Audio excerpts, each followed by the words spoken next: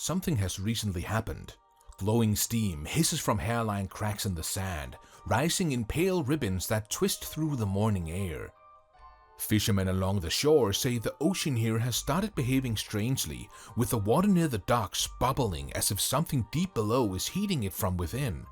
At first, it was a curiosity. Then it became a warning.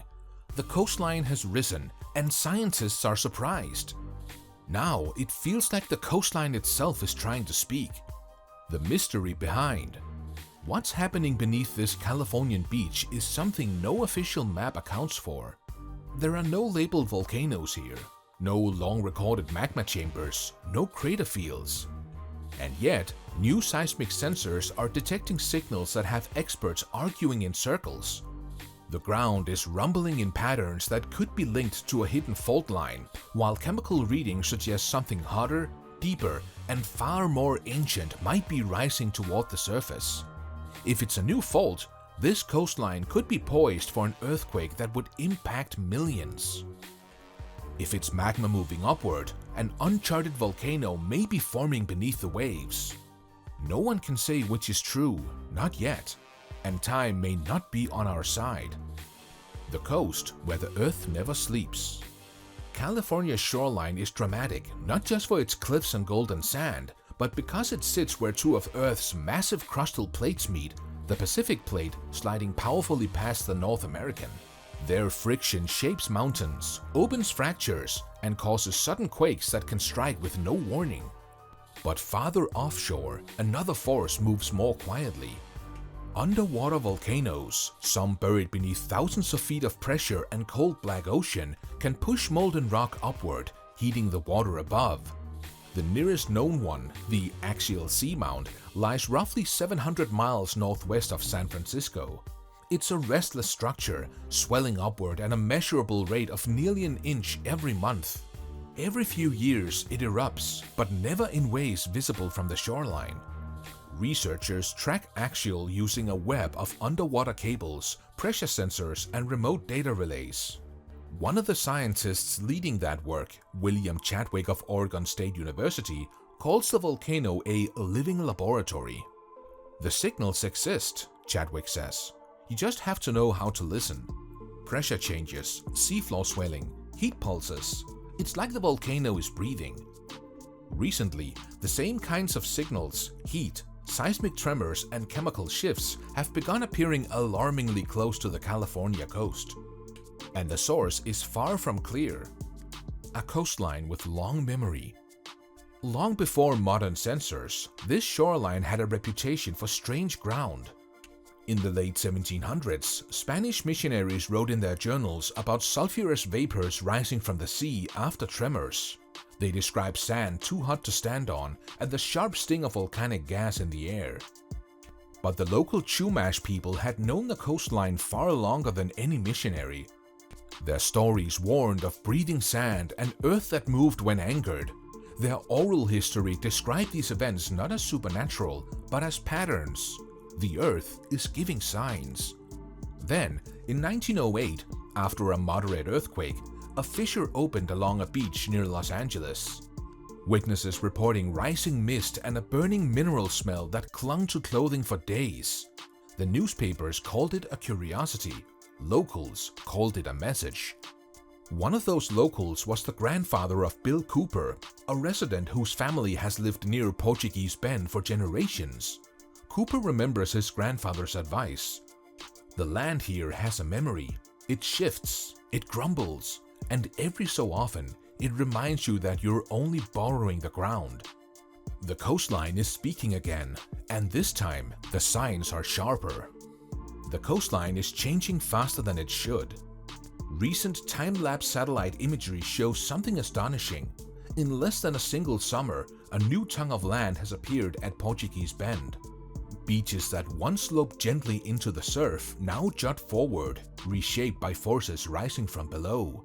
This is not erosion. This is not storm buildup. This is the Earth moving upward. Infrared scans reveal a faint but unmistakable heat plume beneath the new landform. The sand is newly exposed, raw in color and steaming on cold mornings. the coastline is expanding and doing so unnaturally fast. For scientists, this kind of rapid change leaves no room for casual interpretation.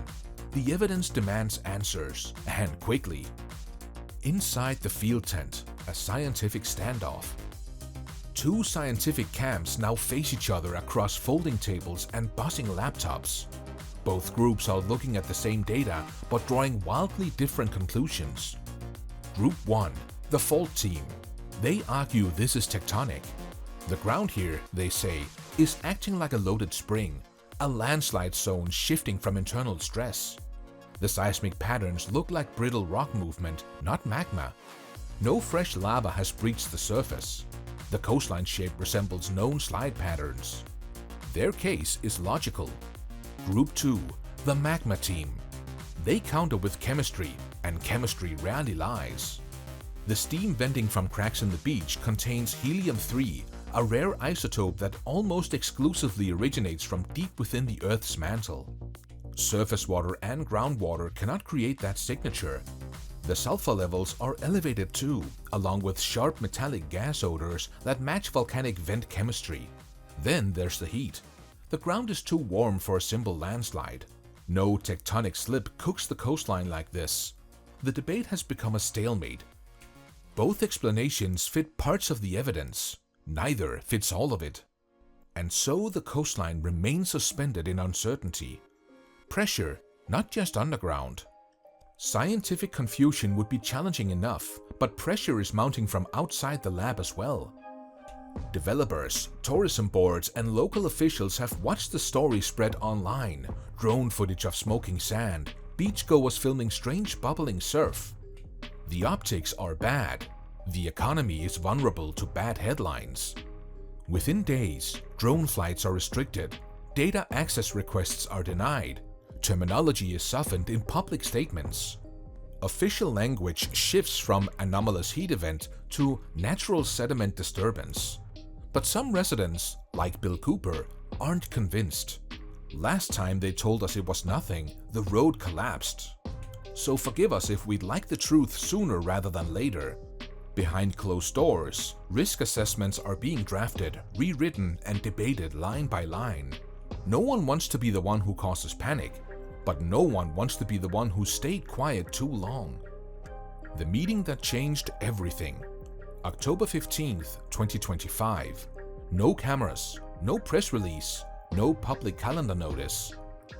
Inside the County Emergency Management Office, officials, scientists, and USGS leads gather around a table crowded with seismic charts and isotope analysis reports. The data is noisy, the conclusions are messy, but the stakes are unmistakable. Dr. Meredith Gage, who heads Coastal Hazard Response, lays it out clearly. We do not have proof of a volcanic eruption, but the readings fall outside every baseline we have.